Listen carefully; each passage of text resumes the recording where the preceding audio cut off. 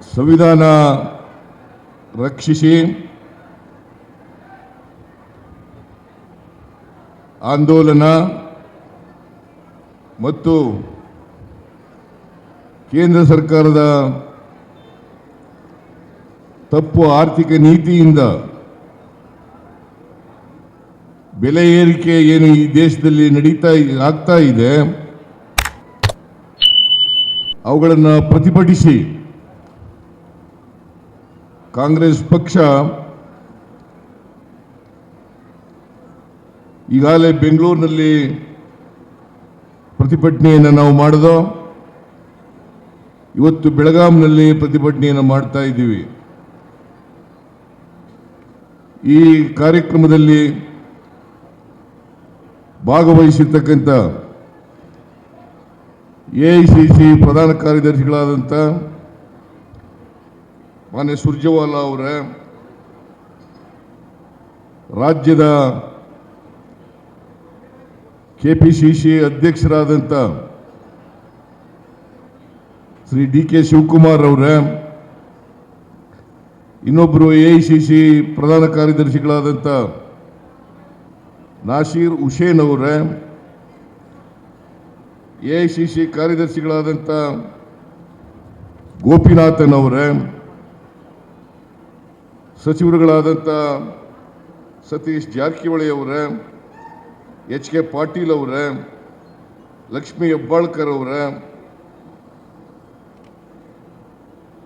MB. Patil ಅವರೇ, doctor SC. Mahadevappa ಅವರೇ, KH. Muniyappa ಅವರೇ, ಆರ್.ಬಿ. ತಿಮ್ಮಾಪುರ್ ಅವರೇ, ಸಂಸದರಾದಂಥ ಪ್ರಿಯಾಂಕ್ ಜಾರಕಿಹೊಳಿ ಅವರೇ, ರಾಜ್ಯಸಭಾ ಸದಸ್ಯರಾದಂಥ ಜಿ.ಸಿ. ಚಂದ್ರಶೇಖರ್ ಅವರೇ, ಮಾಜಿ ಮಂತ್ರಿಗಳೇ, ಶಾಸಕ ಮಿತ್ರರೇ, ಮಾಜಿ ಶಾಸಕರುಗಳೇ ಹಾಗೂ ಇತರ ಎಲ್ಲ ನಮ್ಮ ಪಕ್ಷದ ಮುಖಂಡರುಗಳೇ, ಇಲ್ಲಿ ಆಗಮಿಸಿರ್ತಕ್ಕಂಥ ಆತ್ಮೀಯ ಕಾರ್ಯಕರ್ತ ಬಂಧುಗಳೇ, ತಾಯಂದಿರೇ, ಯುವಕ ಮಿತ್ರರೇ, ಮಾಧ್ಯಮದ ಗೆಳೆಯರೇ, ಬೆಲೆ ಏರಿಕೆ ವಿರುದ್ಧವಾಗಿ ಭಾರತೀಯ ಜನತಾ ಪಕ್ಷದವರು ಅವರ ತಪ್ಪುಗಳನ್ನು ಮುಚ್ಚಿಕೊಳ್ಳಲಿಕ್ಕೋಸ್ಕರ ಇಡೀ ರಾಜ್ಯಾದ್ಯಂತ ಜನ ಆಕ್ರೋಶದ ಹೆಸರಿನಲ್ಲಿ ಪ್ರತಿಭಟನೆಯನ್ನು ಮಾಡ್ತಾ ಇದ್ದಾರೆ. ನಿಮಗೆಲ್ಲ ಗೊತ್ತಿದೆ, ಈ ದೇಶಕ್ಕೆ ಭಾರತೀಯ ಜನತಾ ಪಕ್ಷ ಅಧಿಕಾರಕ್ಕೆ ಬಂದು 11 ವರ್ಷಗಳು ಕಳೀತಾ ಇದ್ದಾವೆ. 11 ವರ್ಷಗಳ ಹಿಂದೆ ಅಂದರೆ 2014ಕ್ಕಿಂತ 14ರವರೆಗೆ ಮನಮೋಹನ್ ಸಿಂಗ್ ರವರು ಪ್ರಧಾನಮಂತ್ರಿಯಾಗಿದ್ದರು. ಅವತ್ತು ಅಗತ್ಯ ವಸ್ತುಗಳ ಬೆಲೆ ಏರಿಕೆ ಏನಿತ್ತು, ಇವತ್ತು ಏನಿದೆ ಅಂತಕ್ಕಂಥದ್ದನ್ನು ತಾವು ಅರ್ಥ ಮಾಡ್ಕೋಬೇಕಾಗ್ತದೆ. ವಿಶೇಷವಾಗಿ ಪೆಟ್ರೋಲ್, ಡೀಸೆಲ್, ಗ್ಯಾಸ್ ಇವುಗಳ ಬೆಲೆ ಅವತ್ತು ಎಷ್ಟಿತ್ತು, ಜೊತೆಗೆ ಅಂತಾರಾಷ್ಟ್ರೀಯ ಮಾರುಕಟ್ಟೆಯಲ್ಲಿ ಕ್ರೂಡ್ ಆಯಿಲ್ ಬೆಲೆ ಎಷ್ಟಿತ್ತು, ಈಗ ಎಷ್ಟಿದೆ ಅಂತಕ್ಕಂಥದ್ದನ್ನು ತಾವು ಅರ್ಥ ಮಾಡ್ಕೋಬೇಕಾಗ್ತದೆ. ಈ ನಾಡಿನ ಜನರಿಗೆ ಸತ್ಯ ಅರ್ಥ ಆಗಬೇಕು. ಯಾರು ಬೆಲೆ ಏರಿಕೆಗೆ ಕಾರಣ,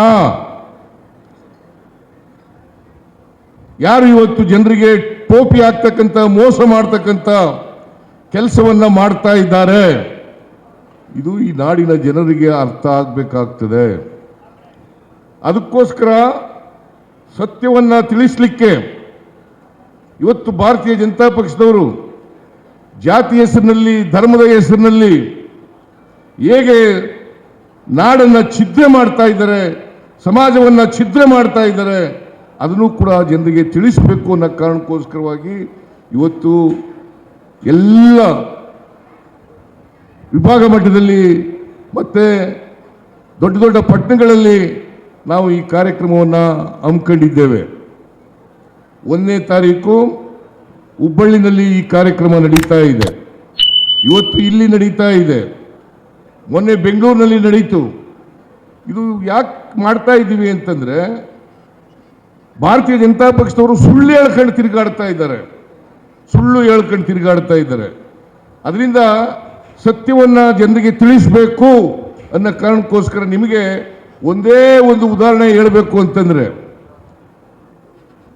ಪೆಟ್ರೋಲ್, ಡೀಸೆಲ್ ಮತ್ತು ಗ್ಯಾಸ್ 2015ನೇ ಇಸ್ವಿನಲ್ಲಿ 49 ರೂಪಾಯಿ ಇತ್ತು, 49-50 ರೂಪಾಯಿ ಇತ್ತು ಡೀಸೆಲ್ ಬೆಲೆ. ಗ್ಯಾಸ್ ಬೆಲೆ 414 ರೂಪಾಯಿ ಇತ್ತು. ಪೆಟ್ರೋಲ್ ಬೆಲೆ 71 ರೂಪಾಯಿ ಇತ್ತು. ಇವತ್ತೆಷ್ಟಾಗಿದೆ ಹೇಳಿ ನೋಡೋಣ. ಕ್ರೂಡ್ ಆಯಿಲ್ ಬೆಲೆ ಮನಮೋಹನ್ ಸಿಂಗ್ರವರ ಕಾಲದಲ್ಲಿ $125 ಹೋಗಿತ್ತು. ಒಂದು ಬ್ಯಾರಲ್ ಕ್ರೂಡ್ ಆಯಿಲ್ ಬೆಲೆ $125 ಹೋಗಿತ್ತು. ಇವತ್ತು ಒಂದು ಬ್ಯಾರಲ್ ಕ್ರೂಡ್ ಆಯಿಲ್ ಬೆಲೆ $62 ಆಗಿದೆ.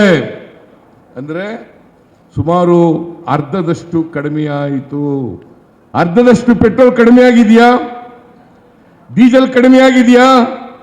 ಗ್ಯಾಸ್ ಕಡಿಮೆ ಆಗಿದೆಯಾ?